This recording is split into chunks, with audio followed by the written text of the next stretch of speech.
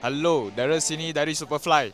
Kita bersama dengan Abang Roka Rocky, Army Motovlog dengan Hanif Thoughts. So, first time datang kat booth Superfly Time Auto Show. Apa perasaan anda pasal first time korang jumpa produk-produk terbaru kita? So, what is your first impression lah? Hanif dulu. Sebab saya nak ambil mic. Aku dulu. Okay. First rasa macam dia Superfly ni dia lain daripada yang lain. Sebab aku rasa lah first time aku jumpa satu brand barang motor tapi colour pink. Memang rempit. Memang lain lah. Rempit yang kategori lain lah. Kategori another level punya kategori lah. Kau tengok sebenarnya dia punya rim. Oleh semua buat 5 batang, 6 batang kan. Sampai kat Superfly dia 4 batang tau. Memang rare gila lah kau nak jumpa. Ini 4 batang. Memang lepas tu colour dia memang nice gila. Tak jumpa lagi aku rasa yang colour macam ni.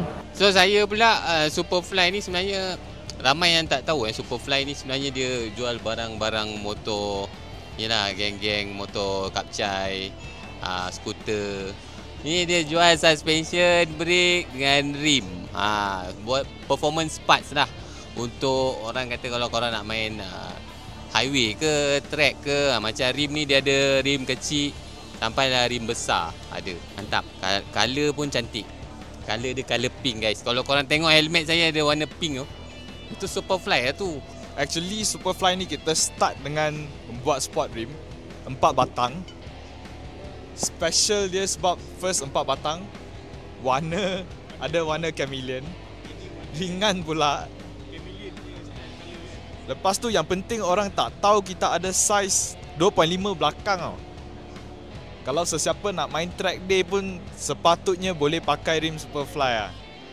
So kita ada yang top guys. Kita Waisuku of course, skuter, NVX, NMAX,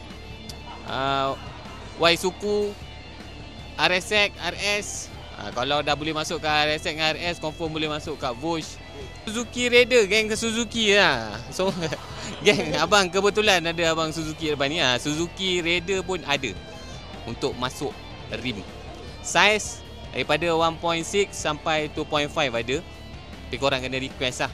1.4 custom. Itu special custom. Special order. Okay, lepas rim ni, atas tangan Abang Arif ada kaliper kita yang terbaru. So yang ni